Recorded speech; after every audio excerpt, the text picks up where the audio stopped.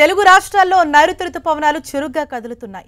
రుతుపవనాల ప్రభావంతో ఇవాళ తెలుగు రాష్ట్రాల్లోని పలు ప్రాంతాల్లో తేలికపాటి నుంచి మోస్తరు వర్షాలు కురవనున్నాయని వాతావరణ శాఖ అధికారులు తెలిపారు. ఉత్తర దక్షిణ కోస్తాలో 1-2 చోట్ల భారీగా వర్షాలు పడొచ్చని వాతావరణ శాఖ హెచ్చరిస్తోంది. ఉత్తరాంధ్రలో అక్కడక్కడ తేలికపాటి జల్లులు కురవనున్నాయి. ఇక కోస్తాంధ్ర తీరానికి ఆనుకొని సముద్ర ఉపరితలంపై బలమైన ఈదురుగాలులు వీస్తున్నాయి. అటు తెలంగాణలో కూడా భారీ వర్షాల ముప్పు పొంచి ఉంది. ముఖ్యంగా భద్రాద్రి కొత్తగూడెం, నల్గొండ, నాగర్ కర్నూల్, ఖమ్మం, మహబూబాబాద్, వనపర్తి జిల్లాలో భారీ వర్షాలు పడొచ్చని హైదరాబాద్ వాతావరణ కేంద్రం తెలిపింది. కొన్ని జిల్లాలో భారీ నుంచి అతి భారీ వర్షాలు పడొచ్చని తెలిపారు.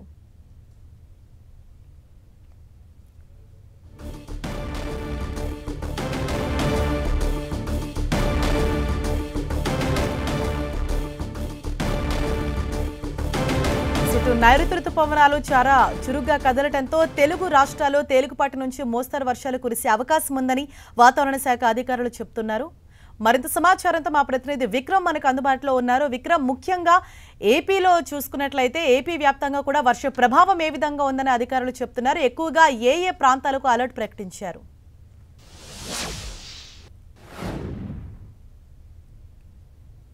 రాష్ట్రంలో కొన్ని ప్రాంతాల్లో విస్తారంగా వర్షాలు కురిసే అవకాశం ఉంటుంది. అంటే ముఖ్యంగా భారీ వర్షాలు, అతి భారీ వర్షాలు కురవకపోయినా సరే ఒక తేలికపాటి నుంచి మోస్తరు వర్షాలు కురిసే అవకాశం ఉంటుంది. ముఖ్యంగా ఉత్తరాంధ్ర జిల్లాల్లోనూ అదేవిధంగా కోస్తాలో కొన్ని జిల్లాల్లోనూ తేలికపాటి వర్షాలు, మరికొన్ని చోట్ల తేలికపాటి జల్లులు కురిసే అవకాశం ఉంటుంది. అయితే ఏదైతే ఈ వర్షాలు కురుస్తున్న సమయంలో బలమైనటువంటి ఈదురుగాలులు వీస్తూ ఉంటాయి. అదేవిధంగా సముద్ర తీర ప్రాంతంలో కనుక చూసుకుంటే 30 నుంచి 45 కిలోమీటర్ల వేగంతో ఈ గాలులు వీస్తూ ఉంటాయి. ప్రస్తుతానికి ఋతుపవనాల ప్రభావం కారణంగా విశాఖపట్నం సముద్ర తీరం అంతా కూడా అల్లకల్లోలంగా మారిన పరిస్థితులను మనం చూడవచ్చు. ఇక్కడ కెరటాలన్నీ ఉవ్వెత్తున ఎగిసిపడుతూ ఉన్నాయి. దాంతోపాటు కూడా భారీ కెరటాల కోసంతో బాగా బీచ్ కోతకు కూడా గురైనటువంటి దృశ్యాలను మనం స్పష్టంగా చూడవచ్చు. ఋతుపవనాలు ఏవైతే ఎంత వేగంగా ఆంధ్రప్రదేశ్కి 10 రోజుల ముందే ప్రవేశించడం, అంతేకాకుండా చాలా వేగంగా అన్ని ప్రాంతాలకు విస్తరించినప్పటికీ కూడా రాబోయే కొద్ది రోజుల్లో కాస్త మందగమనంగా సాగే అవకాశం ఉంటుంది. ఈ నేపథ్యంలోనే రేపటి నుంచి 10వ తేదీ వరకు, అంటే ఒక వారం రోజులు 10 రోజుల పాటు వర్షాలు క్రమంగా తగ్గుముఖం పట్టే అవకాశం ఉంటుంది.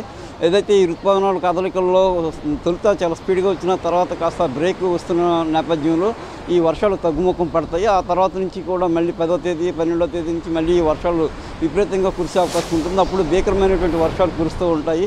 ఈ వర్షాకాలంతో పాటుగా కూడా ఋతుపవనాల ప్రభావం కారణంగా ఈసారి సాధారణం కంటే ఎక్కువ వర్షపాతం నమోదవుతుందని చెప్పి వాతావరణ శాఖ అంచనా వేస్తుంది. దానికి తగ్గట్టుగానే అంటే 102% వరకు కూడా వర్షపాతం నమోదయ్యే స్థాయిలో వర్షాలు కురుస్తాయి. అయితే ప్రస్తుతానికి ఋతుపవనాలు ప్రవేశించిన తర్వాత చాలా ప్రాంతాల్లో విస్తారంగా వర్షాలు కురిస్తాయి. భారీ నుంచి వర్షాలు కురిసినప్పటికీ కూడా ఆ తర్వాత ప్రవేశించిన తర్వాత కాస్త మందగమనం పట్టి క్రమంగా కూడా తగ్గుముఖం పట్టి ఈ రోజు నుంచి మరికొన్ని రోజుల పాటు ఇంకా పూర్తిగా తగ్గే అవకాశం ఉంటుంది. ప్రస్తుతానికైతే ఇవాళ రేపు అక్కడక్కడ జల్లులతో కూడిన వర్షాలు, ఒక మోస్తరు వర్షాలు మాత్రమే కురిసే అవకాశం ఉంటుంది. అయితే దీనికి సంబంధించి రైతాంగం అంతా కూడా ఈ నైరుతి మీద చాలా ఎక్కువగా ఆశలు పెట్టుకొని ఉన్నారు. ఈసారి వర్షపాతం ఖచ్చితంగా బాగా నమోదైతే కనుక తమ పంటలకు సంబంధించి ఇబ్బంది ఉండదని అంచనా వేస్తున్నారు. గతంలో ఈ ఋతుపవనాలకు సంబంధించి కూడా వర్షపాతం కారణంగా కొన్ని చోట్ల ఎక్కువగా వర్షాలు కురవడం, మరికొన్ని చోట్ల చాలా తక్కువ వర్షపాతం నమోదైన నేపథ్యంలో అతివృష్టి, కొన్ని ప్రాంతాల్లో అనావృష్టి కారణంగా కరువు ఏర్పడినటువంటి పరిస్థితులు కూడా చాలా ప్రాంతాల్లో మనం చూసాం. అయితే ఈసారి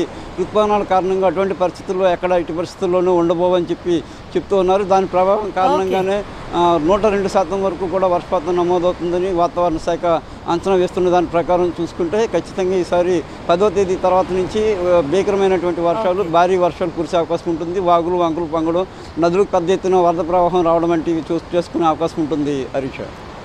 థ్యాంక్ యూ విక్రమ్.